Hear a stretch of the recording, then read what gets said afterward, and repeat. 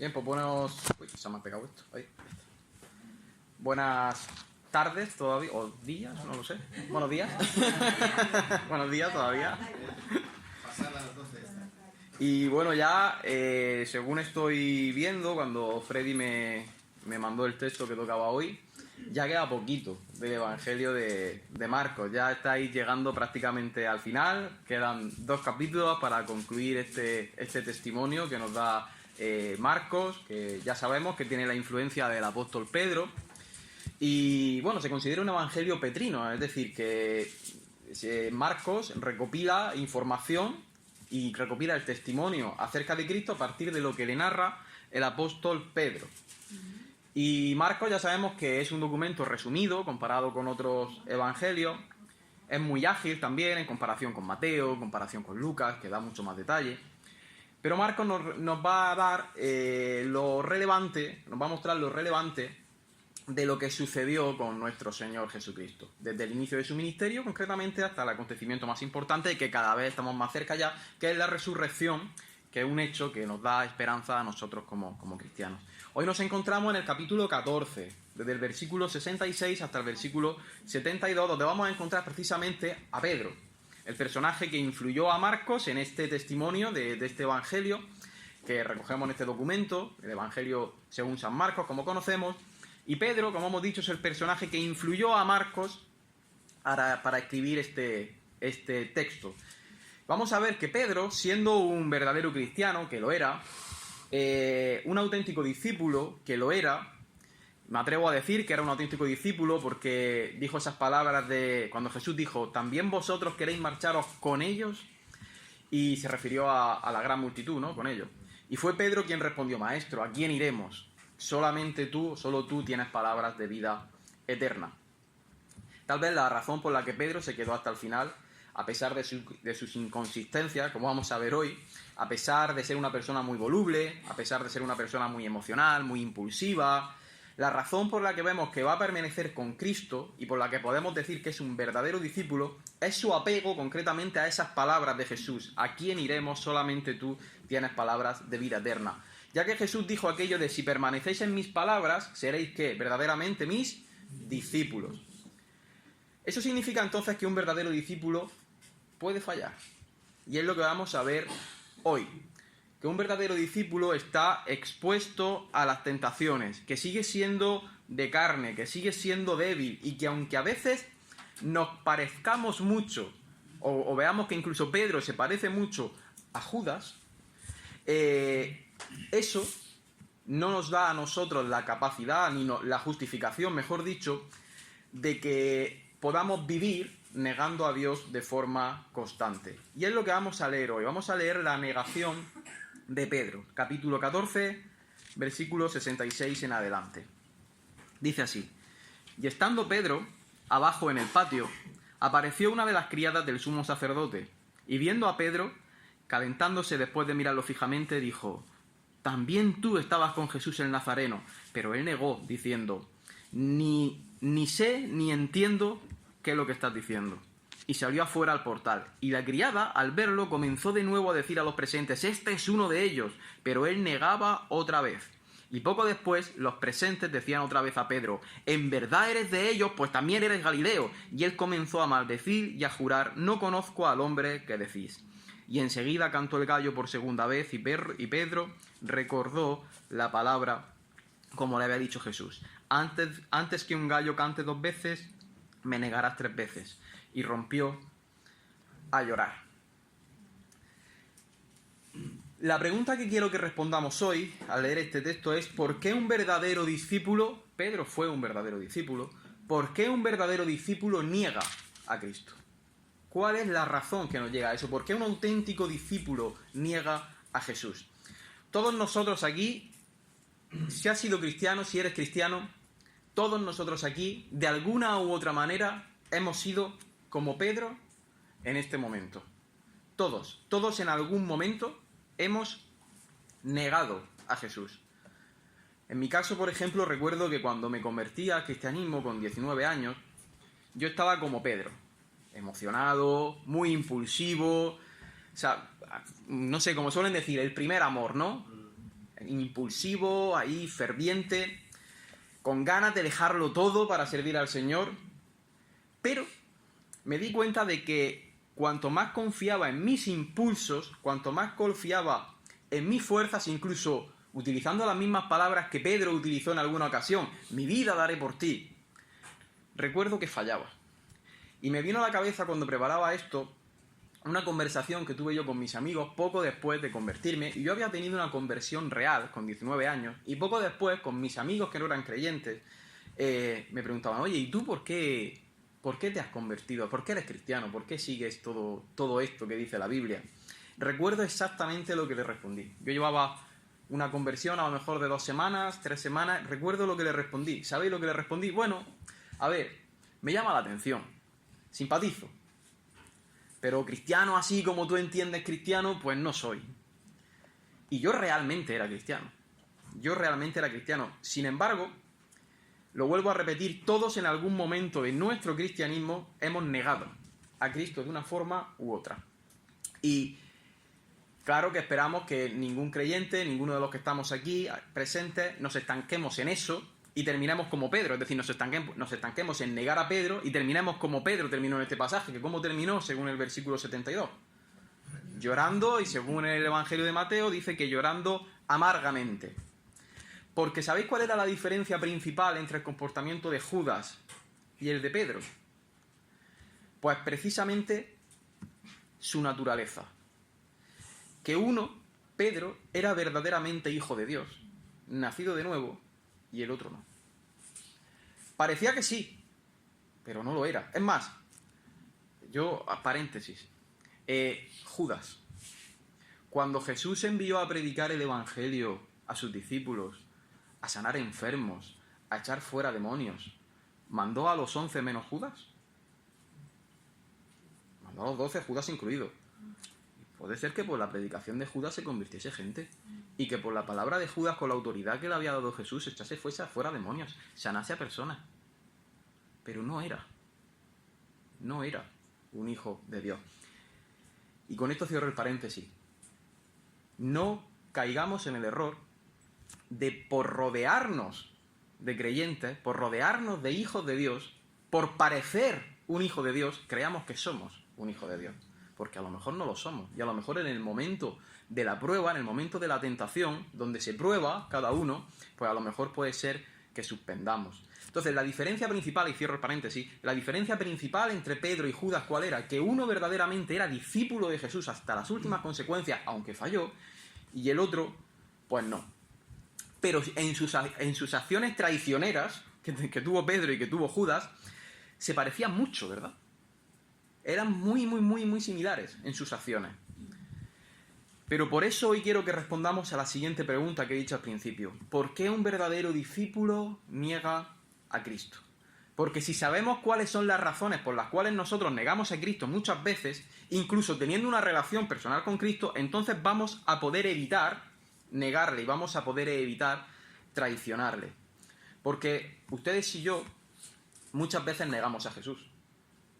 ¿Os habéis parado a pensar en cómo actuamos muchas veces con la gente de afuera, cuando no estamos rodeados de hermanos, cuando no estamos acompañados del pastor, de nuestro amigo de la iglesia, de nuestra amiga de la iglesia? ¿Cómo es nuestro lenguaje con aquellos que no conocen a Dios? O cuando las personas que no conocen a Dios se acercan a nosotros, simplemente, ¿cómo nos perciben? ¿Cómo nos ven? Como el que siempre está de tonterías, grosero, mal hablado, o nos ven como hijos de Dios.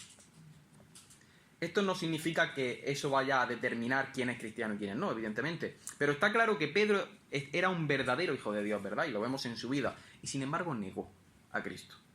Bien, ¿por qué un verdadero discípulo, por qué un auténtico cristiano niega a Cristo? Leamos por favor el versículo 66 una vez más.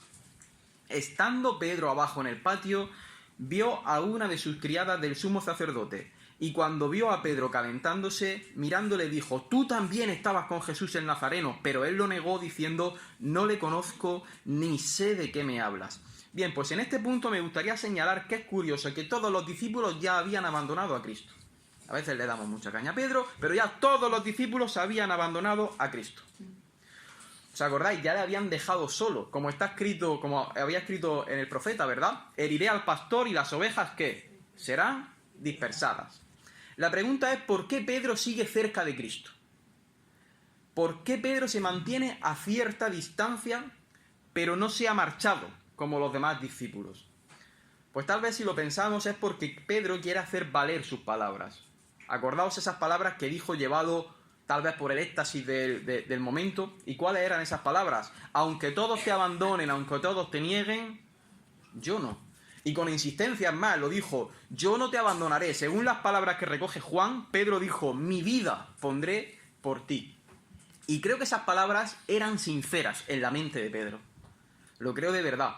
Lo que no eran coherentes con la realidad que él vivía. ¿Sabéis? Podemos engañarnos a nosotros mismos. Creo que las palabras de Pedro eran sinceras, de que él verdaderamente tenía la disposición de poner su vida a causa del Evangelio, como la puso. Pero no eran coherentes con su realidad de ese momento. Pero Pedro quería cumplir con sus palabras, aunque poco a poco Pedro va a ir viendo cómo se desmorona aquello que él pensaba que le daba la fuerza para seguir adelante. Así que, en primer lugar, ¿por qué negamos a Cristo? Los verdaderos creyentes hemos negado a Jesús porque empezamos, número uno, a seguir a Cristo bajo nuestra propia opinión y no basándonos en su palabra. Es decir, ¿por qué negamos a Cristo? Punto número uno, porque lo seguimos bajo nuestra propia opinión y no basándonos en su palabra. ¿Cuál era la opinión de Pedro? Venid conmigo al capítulo 14 de Marcos, un poquito más atrás, versículo 26 en adelante. Capítulo 14, estamos ahí en el capítulo 14, un poquito más arriba, versículo 26. Dice, cuando hubieron cantado el himno, y yo os pregunto, ¿cómo salís vosotros de la iglesia cuando termina el culto? Después de cantar himnos, después de cantar alabanzas, ¿no salís motivados, no salís muy animados? Pues probablemente así salió Pedro, ¿verdad? Cantando el himno allí en el huerto. Pero justo después de ese momento tan especial en el huerto, Pedro, motivado para defender al Señor, dice lo siguiente, versículo 27. Entonces Jesús le dijo, todos os escandalizaréis de mí esta noche, no porque yo lo diga, sino porque está escrito, ya está determinado por Dios y recogido en las Sagradas Escrituras.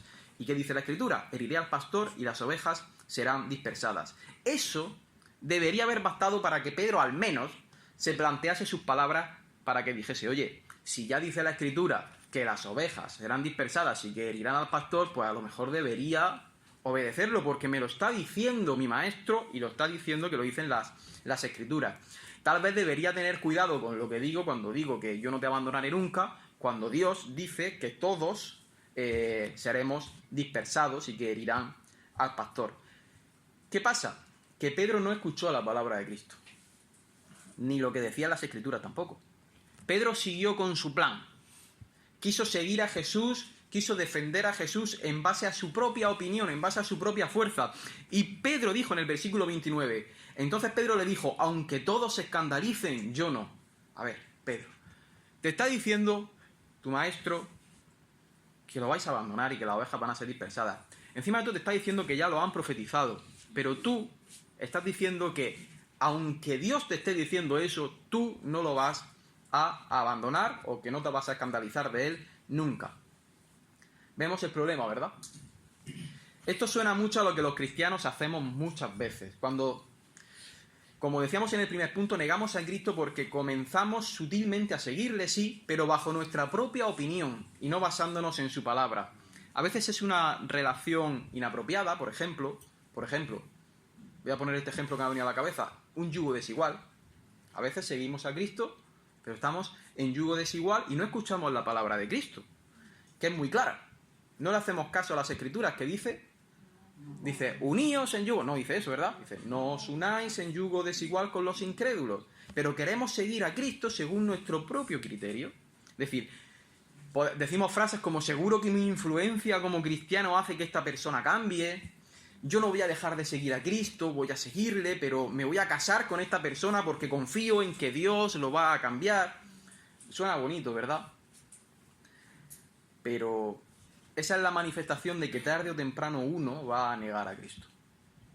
Porque está poniendo su esperanza, está poniendo sus propias opiniones, no en la palabra que está escrita, no en la palabra de Dios, ni la palabra dicha por Jesús, sino que la está poniendo sus propias fuerzas. Hablando del yugo desigual, no solamente se da en cuestiones de pareja, sino en los negocios también, ¿verdad? Hemos dicho muchas veces, no os unáis en yugo desigual en negocios con los incrédulos. Sin embargo, pensamos, bueno, seguro que Dios me va a ayudar, seguro que todo va a ir bien. Y tal vez nosotros estemos viviendo, he puesto ese ejemplo, podría haber puesto otros muchos, ¿vale? Tal vez estás viviendo tu cristianismo según tu propio criterio, esperando que Dios abra o cierre puertas, como nosotros decimos muchas veces, ¿no? Que Dios abre o cierra puertas. Sin embargo, la Biblia es muy clara con respecto a muchos temas en cuanto a lo que habla. Y a veces hay personas que buscan consejo y vienen a preguntarme, me dicen, oye Kevin, quiero consejos sobre este tema. Y está bien. La Biblia dice que en la multitud de consejeros está la sabiduría y está la victoria. Eso es correcto. Pero cuando la persona viene ya con un plan determinado, con una situación enquistada o cristalizada en su vida, a veces le pregunto, ¿has consultado a Dios? ¿Sabéis cuál es la respuesta en el 100% de las veces? Digamos 99,9 por si se me escapa alguna. ¿Sabéis cuál es la respuesta? Claro que sí. Por supuesto, soy cristiano. ¿Cómo no voy a consultar a Dios? ¿Y qué le ha dicho Dios? ¿Y qué te ha dicho Dios? Pues la respuesta en el 99,9% de las veces, por si se me escapa alguna, suele ser, bueno, pues estoy esperando a que Dios abra o cierre puertas. Así no se consulta a Dios. No. Dice en Isaías, a la ley y al testimonio, si no se habla conforme a eso es porque no les ha amanecido. Es cierto que hay situaciones que son muy específicas en la Biblia, pero hay principios que nos ayudan a entender la verdad. Por ejemplo, ¿os acordáis de el rey Salomón? El joven rey Salomón. Cuando Salomón llegó al trono, lo primero que hizo, ¿qué fue? Consultar a Dios. Escuchar lo que Dios tenía que decirle. Y Dios se le reveló y le habló. Luego Salomón hizo lo que le dio la gana, es verdad. Pero en un principio empezó bien. Pero después, su hijo Roboam, cuando subió al trono, ¿a quién pidió consejo? Pidió consejo a los jóvenes, pidió consejo a los ancianos, tuvo tiempo para pensar, tenía los consejeros del rey Salomón, que bueno, unos dicen que eran muy buenos, yo creo que el rey Salomón fue el peor rey de la historia de Israel, o sea, se cargó el reino, o sea, idólatra, anatema, bueno, que luego se arrepintió, pues sí, pero el reino lo destruyó. Pero bueno, es verdad que Dios le dio sabiduría, pero la usó poco. La usó poco. Porque aquel que se va en pos de otros dioses, sabio no es un necio. O sea que... Pero bueno, tenía los consejeros de rey Salomón, aunque no sé si eso es bueno o malo, pero ¿sabéis qué hizo mal Roboam? Nunca consultó la palabra de Dios. Y os voy a decir una cosa. Aunque se nos pinte el futuro de color de rosa, como se dice, aunque todo lo que imaginemos sea perfecto, si Dios dice lo contrario, o si Dios dice que no, tarde o temprano vamos a sufrir las consecuencias. Es decir, nosotros nos hacemos una idea en nuestra cabeza y lo pintamos todo de color de rosa. Pero si Dios dice que eso está mal, las consecuencias las vamos a sufrir. Eso seguro. La Biblia dice, no os engañéis, Dios no puede ser burlado. A Dios no podemos engañarle, no podemos escapar de él, y tarde o temprano un cristiano cuya vida está fundamentada en sus propias palabras, que está fundamentada en su propia opinión y no en lo que Dios dice, ¿sabéis lo que va a terminar haciendo? Negando a Cristo. Eso es lo que va a terminar haciendo. Y ese es el primer punto a considerar. Y por eso Pedro negó a Cristo, porque la base de su cristianismo no fueron las palabras de Jesús, sino que fue su propia opinión. Fijaos lo que dice más abajo en el versículo 30, más abajo donde estábamos leyendo ahora, que era el 29, versículo 30 dice, esto lo dice el Señor Jesucristo, de cierto te digo, más enfático todavía, que tú, Pedro, hoy, esta misma noche, antes de que cante el gallo, me habrán negado, antes de que el gallo haya cantado 2 veces, me habrán negado 3 veces. O sea, Cristo aún es más claro con él. O sea, quien sea que esté viviendo así, Cristo dice, si sigues así, tarde o temprano me vas a negar. 100%. ¿Y qué hizo Pedro? Pues como nosotros muchas veces, dice el versículo 31, pero él con mayor insistencia. Fijaos, Cristo ya fue insistente al hacerle ver que le iba a negar. Pues Pedro, con mayor insistencia, como si su palabra fuese más poderosa que la palabra de Jesús, le dice: mira, maestro, si me fuera necesario morir contigo, no te negaré. Y también los demás decían lo mismo, dice el texto. Pero Pedro ya tenía antecedentes en su vida cristiana, ¿os acordáis?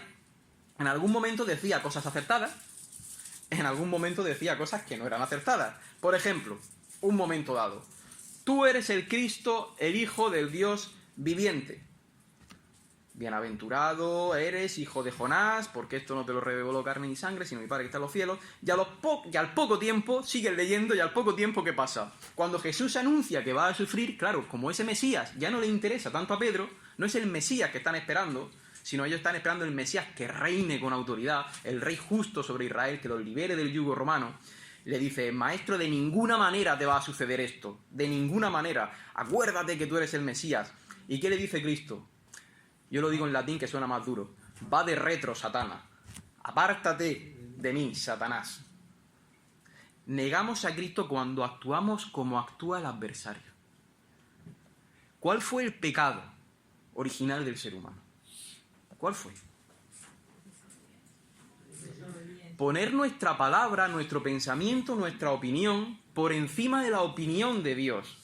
De este fruto no comerás. Pero el ser humano dijo: bueno, ha dicho que de este fruto no comerás, pero esto es porque no, con ayuda también del diablo engañando, que siempre está ahí engañando, pues dijo: vale, el Señor ha dicho esto, pero yo creo que mi opinión está por encima. Y por eso estamos donde estamos, ¿vale? Al final fue una negación total hacia Dios. Nosotros negamos a Cristo cuando actuamos como actúa el adversario. ¿Sabéis cuál es una de las características predominantes del adversario? Vivir vivir según su propia sabiduría, su propia opinión. No le interesa lo que diga Dios. Muchas veces empezamos a actuar de acuerdo a lo que vemos, a nuestros propios criterios, y las cosas por norma general suelen salir mal.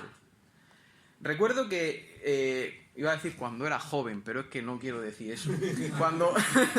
Cuando era más joven, quería que algunos hermanos en la iglesia, jóvenes también como yo, sirvieran en la iglesia, independientemente, error mío, independientemente de su calidad espiritual. Porque independientemente también de su preparación, independientemente de todo, porque pensaba yo erróneamente que dejando que sirviesen en la iglesia o animándoles a servir en la iglesia, porque el que tomaba la decisión no era yo tampoco, pero que animándoles a servir, ellos se iban a animar en su cristianismo. A veces pasa esto en las iglesias, ¿verdad? Hay que dejar que sirva. Seguro que así se va a animar a servir a Dios, a venir en la fuerza. Que sí, que ya sabemos que no se esfuerza mucho en su discipulado, ni en el estudio, ni en la oración. Pero seguro que si le dejamos servir, va a querer hacer más por el Señor. Pues ¿sabéis qué suele ocurrir por norma general? La cosa va mal. Para esa persona y para la iglesia. Va mal. Porque la Biblia dice cosas muy concretas sobre los ministros. Muy concretas. Pero yo estaba queriendo vivir según mi propio criterio, según mi propia sabiduría, cuando la Biblia dice claramente: no impongan las manos precipitadamente sobre nadie. Así que negamos a Cristo muchas veces sin darnos cuenta. Y somos enfáticos también en negarle cuando actuamos de esta forma. Por eso, cuando vayamos a tomar una decisión o cuando nuestra vida esté yendo por un camino equivocado, preguntémonos: ¿qué quiere Dios? ¿Qué dice Dios sobre este tema? Y después, no hace falta que te esperes normalmente a que Dios te abra o te cierre puertas haciendo milagros, que sí, que las abre y las cierra, ¿eh? Pero normalmente, ¿qué dice la palabra de Dios sobre esta situación? Si la palabra de Dios te dice que no, no esperes que te abra puertas Dios, porque no va a ser Dios quien te las va a abrir en el caso de que se te abra alguna. Porque no se puede negar a sí mismo. Eso tengámoslo claro. ¿Qué versículo me ayuda a entender esto? ¿Esto es correcto? ¿Es incorrecto? Y si Dios dice que es incorrecto, no lo hagas. Y si dice que es correcto, adelante. Ahora bien, ¿qué lleva a un discípulo a negar a Jesús? Pues ya hemos visto que actuar según nuestra propia sabiduría en lugar de actuar según Dios dice, o dicho de otra manera, como he dicho al principio, seguirlo conforme a nuestra sabiduría y no seguirlo conforme a Dios quiere. Ahora, punto 2. ¿Por qué un verdadero discípulo niega a Jesús? Pues El segundo punto es que a veces negamos a Cristo siendo verdaderos discípulos porque tenemos una mala comprensión de lo que significa ser discípulo de Cristo. A veces lo comprendemos mal. Fijaos, ¿por qué tenemos una mala comprensión a veces de lo que significa seguir a Cristo, ser discípulo de Cristo? Seguir a Cristo se ha explicado muchas veces en los evangelios.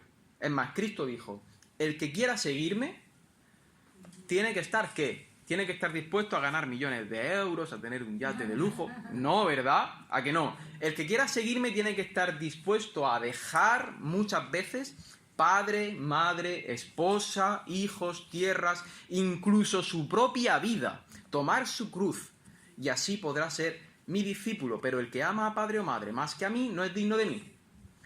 Sin embargo, los discípulos de Jesús es cierto que habían dejado muchas cosas hasta este momento para seguir a Jesús, y más que van a dejar después de su resurrección, que ahí es donde vamos a ver el cambio radical de todos los discípulos, pero todavía hacían oídos sordos a algunas palabras de Cristo sobre lo que significaba ser su discípulo.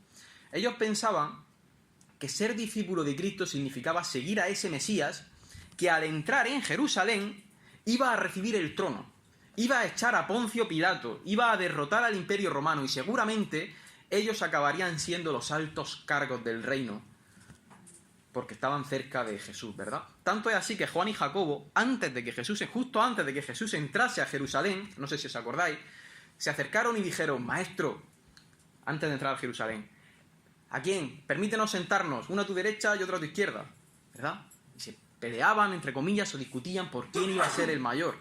Y hay personas que siguen a Cristo con motivaciones equivocadas como esas, y Cristo los corrige ahí, ¿verdad?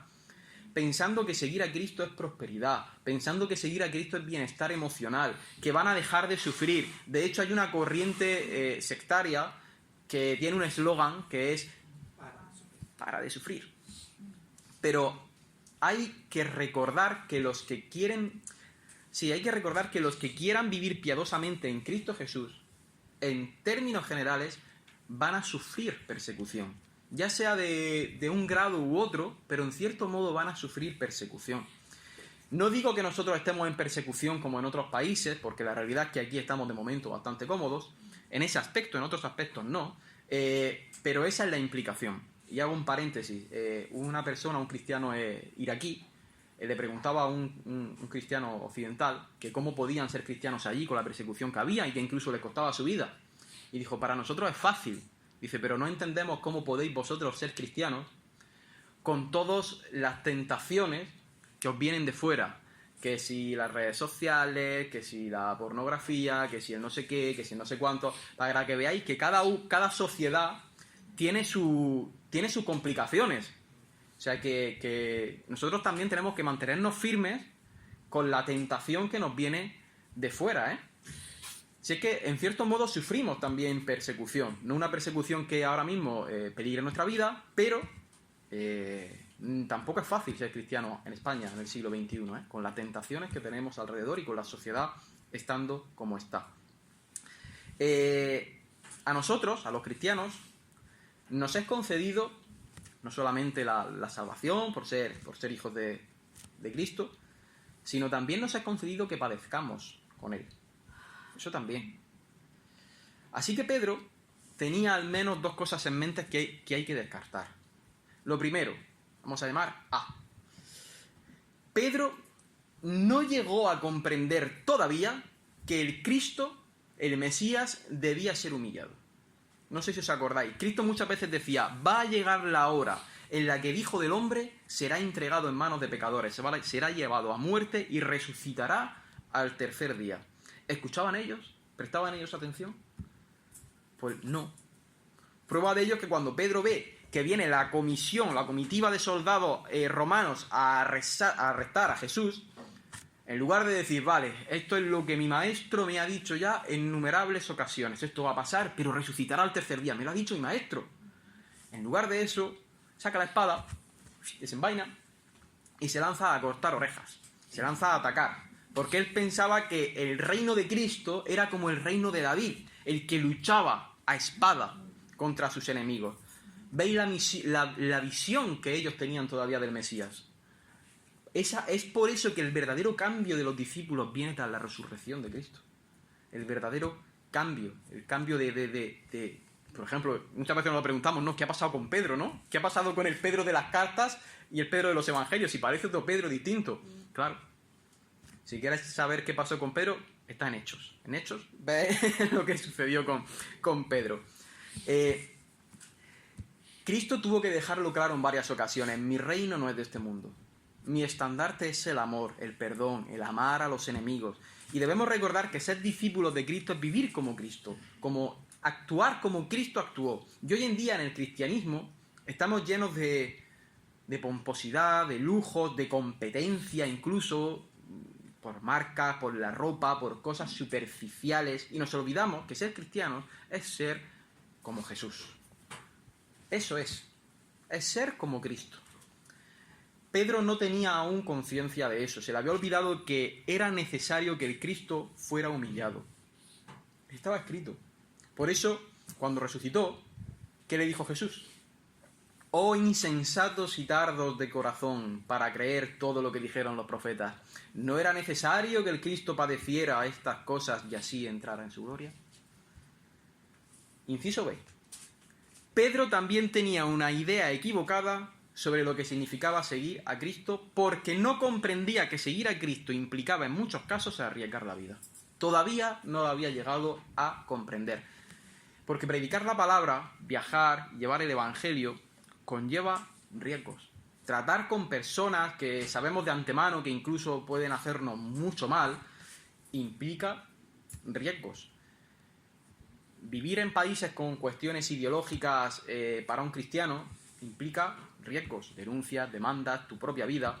Y en ese sentido, seguir a Cristo no implica tener una vida cómoda. ¿Sabéis qué significa seguir a Cristo en ese contexto? Significa tener una vida en abundancia.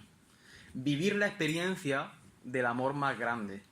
Tener paz en el corazón que supera todo entendimiento a pesar de las tribulaciones, a pesar del sufrimiento.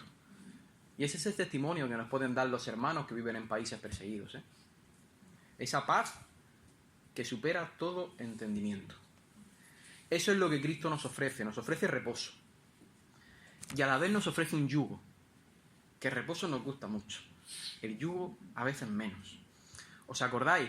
Venid a mí y os haré descansar. Pero después, ¿qué dijo? Llevad mi yugo. Es decir, que es reposo, pero que también es carga. Y aquí hay una paradoja, porque dice, mi carga es ligera y mi yugo es fácil. Entonces, punto número 2, y lo vuelvo a repetir, negamos a Cristo porque tenemos una mala comprensión de lo que significa ser su discípulo. Yo hoy te pregunto, ¿qué significa para ti seguir a Jesús? ¿Cuál es tu comprensión sobre lo que supone seguir a Cristo? Porque seguir a Cristo no es simplemente asistir a la iglesia cada domingo, sin tener contacto con la Escritura, sin relacionarte con los demás que se congreguen, con estar en comunión con los hermanos, sin poner en práctica los principios del reino. ¿Sabes cuáles son los principios del reino de Dios? Pues mira, tarea, leer el Sermón del Monte. Se lee un momentito, Ahí tienes cuáles son los principios del reino, tal cual. Un amigo de mi iglesia, Dani, que lo conocéis, él lo llama el reino del revés. Es todo lo contrario que te puedas imaginar, ¿no? El reino del revés. Hay que amar a tu enemigo, hay que poner otra mejilla, etcétera, etcétera, ¿no? Pues ahí tenéis los principios del reino. Si piensas que seguir a Cristo es ser miembro de un club religioso, interactuando solo el domingo y saludando en el culto, pues tienes una comprensión equivocada de lo que es seguir a Cristo. Seguir a Cristo implica en este contexto amarnos los unos a los otros, servirnos los unos a los otros. Y si somos miembros del mismo cuerpo, estar activos en el cuerpo de Cristo. ¿Cuál es nuestra comprensión? Y quiero hacer un paréntesis aquí también. Abro paréntesis. El cristiano, todos queremos servir a Dios, ¿verdad? Como cristianos. Amén. Queremos, ¿no? ¿Cómo se sirve a Dios? ¿Dios necesita algo de ti? La forma de servir a Dios es sirviendo a los demás, sirviendo al prójimo. ¿Quieres servir a Dios? Sirve a tu prójimo. Sírvelo. Esa es la forma. Esa es la forma de servir a Dios. ¿Cómo se sirve a Dios? Pregunto. ¿Qué puedes hacer por Dios que no sea a través de hacérselo a tu prójimo? Adorarle, sí, pero lo estás adorando, no lo estás sirviendo. ¿Alimentar a los pobres es servir a Dios? Sí. ¿Escuchar a un hermano que tiene un problema? Sí. ¿Estar en comunión con los hermanos? Sí. ¿Preparar la comida que ha dicho Freddy para...? Sí. ¿Damos cuenta? La vida eclesial, la vida de iglesia está hecha para vivir en comunidad. ¿Vale? Entonces, ¿queremos servir a Dios? Sirvamos al prójimo, porque es la forma de servir a Dios. Cierro paréntesis. Entonces, seguir a Dios, como he dicho, implica amarnos los unos a los otros. ¿Cuál es nuestra comprensión de lo que es servir a Dios? Pues la misma pregunta que hizo Jesús, es la misma pregunta que hizo Jesús a los que fueron a ver a Juan. Y yo la voy a hacer a vosotros. ¿A qué habéis venido? Cuando fueron a ver a Juan, Jesús le preguntó, ¿a qué habéis venido? Es decir, ¿qué habéis venido a buscar? Os la dejo ahí. ¿Qué venimos a buscar a la iglesia? ¿A qué hemos venido? Seguir a Cristo tiene implicaciones importantes. Y seguramente hay muchas personas que tienen una idea equivocada de lo que es seguir a Cristo. Algunos buscan únicamente el bienestar emocional. El bienestar emocional es importante, por supuesto, pero no es la base principal de la vida cristiana. Ni la búsqueda de la felicidad lo es, ni nada de eso. Hay personas que dicen, yo solo quiero ser feliz. Bueno, el bienestar y la emocional y la felicidad, pues sí, pues son importantes, pero deberían ser el resultado de la adoración a Cristo, de una relación genuina con el Hijo de Dios. ¿Se entiende, no? No venimos a la iglesia en busca únicamente de bienestar emocional porque ya no nos funciona el psicólogo, o porque no nos funciona la terapia, ni porque fuimos a un retiro cristiano pero se nos ha acabado la motivación y tenemos que recuperarla un poco. No. Tampoco se viene a la iglesia para que nuestros sueños se hagan realidad y que Cristo sea simplemente un medio para conseguir nuestros sueños. No venimos a declarar en el nombre de Jesús que tengamos prosperidad, no. O no venimos a declarar en el nombre de Jesús que nos dé el yate que siempre hemos soñado, no. O la esposa o el marido que siempre hemos querido, pues tampoco. No se viene a eso, a la iglesia, o no se debe venir a eso a la iglesia. Si tu motivación es una motivación equivocada, a la iglesia se viene para adorar a Cristo porque estamos en una relación con Él que va más allá de la relación que tengamos con todos los demás. Para eso se viene a la iglesia. Tenemos una relación con Él. Así que si alguien tiene una concepción equivocada de lo que supone seguir a Cristo, ¿qué pasa? Pues que tarde o temprano, cuando vea la realidad de lo que es seguir a Cristo, ¿sabéis qué va a pasar? Que le va a negar porque no le compensa. Esto es lo que yo no me esperaba esto. ¿Que esto demanda Cristo de mí? Pues no. Esto recuerda un poco a la parábola del sembrador. ¿Qué dice la parábola del sembrador? Los que fueron a sembrar, cayó semilla entre pedregales, son los que oyen la palabra, los que reciben el gozo, pero, ¿qué pasa? Que al venir la prueba o la persecución por causa de la palabra, tropiezan y se acabó. Y Pedro, aunque no sea exactamente el ejemplo de la parábola, sí mostraba una conciencia distinta a lo que significa seguir a Cristo. No pensaba que Cristo iba a ser humillado y no pensaba que Cristo iba a ser crucificado. Entonces tenía una mala concepción de lo que significaba seguir a Jesús. Y punto 3 para terminar. ¿Por qué un cristiano verdadero, por qué un discípulo verdadero niega a Jesús? Y este es muy común entre todos los cristianos del siglo XXI, porque todos de alguna forma hemos sido Pedro. Todos hemos negado a Jesús alguna vez. ¿Quién no lo ha hecho? Yo lo he hecho. No estamos hablando de ti en concreto, sino de todos en general. Todos lo hemos hecho, de alguna manera.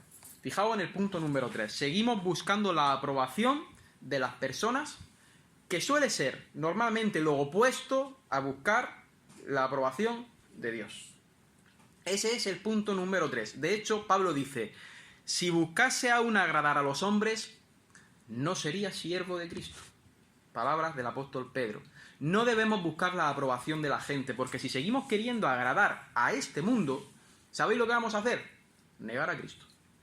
Porque a este mundo, las cosas del Señor, ya os digo, que le gustan bien poco. El mundo, la luz vino al mundo, ¿verdad? ¿Y qué prefirió el mundo? Las tinieblas. ¿Por qué? Porque sus obras eran malas y por temor a que sus obras quedasen al descubierto. Por eso pregúntate, igual que yo me lo pregunté después de lo que hice con mis amigos, la anécdota que os he contado al principio de mi conversión, si hoy las personas que no conocen a Cristo, con quien tú te relacionas, te dijesen, ¿tú sigues al Nazareno? Lo que le dijeron a Pedro, ¿tú sigues al Nazareno? ¿qué responderías? No tienes que contestar, ¿eh? Pero piensa, ¿qué dirías si te preguntan si eres seguidor de Jesús? Fijaos que esa es la cuestión. Gente malintencionada, como la criada o como el sumo sacerdote, que vemos en este texto, acusaba a Pedro. Tú sigues al Nazareno. ¿Qué dirías tú a esos amigos, a tu familia, a esas personas de tu círculo social que no quieren saber nada de Dios, con las que quizás antes tenían mucha relación? ¿Qué le contestarías si te dicen, tú eres cristiano, ¿verdad? Les diría lo que yo dije en su día, bueno, simpatizo, pero cristiano, como tú entiendes, pues no. O lo justificarías diciendo que solo vas a la iglesia porque tu pareja o porque tu familia te lleva o porque ya no echas nada interesante en la tele los domingos por la mañana, no lo sé. A veces ni siquiera hace falta decir nada, ¿eh? La gente lo nota. La gente nota si alguien está de broma o habla en serio cuando habla de las cosas de Dios.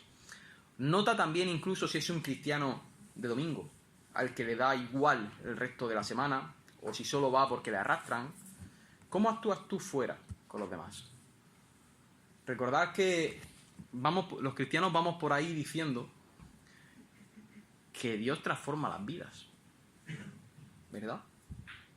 Pues si Dios transforma las vidas, yo creo que lo que la gente espera ver son vidas transformadas. ¿Qué piensa? ¿Cómo actuamos nosotros con la gente y qué piensa la gente cuando nos ve? El otro día hablaba de esto en Archena, no de este texto, pero sí de esto que voy a decir. ¿Qué es guardar el testimonio? Porque por alguna extraña razón, esto en paréntesis también, hoy estoy de paréntesis, por alguna extraña razón, a veces pensamos que el testimonio es lo que mi hermano piensa de mí. Por ejemplo, lo que Freddy piense de mí, eso es el testimonio. Y eso no es el testimonio. El testimonio es qué piensa la gente de Dios cuando ve tu vida. Eso es el testimonio. Eso es el testimonio. ¿Qué piensa la gente de Jesús? ¿Qué piensa la gente de Dios cuando ve nuestra vida? Ahí dejo la pregunta, cierro paréntesis.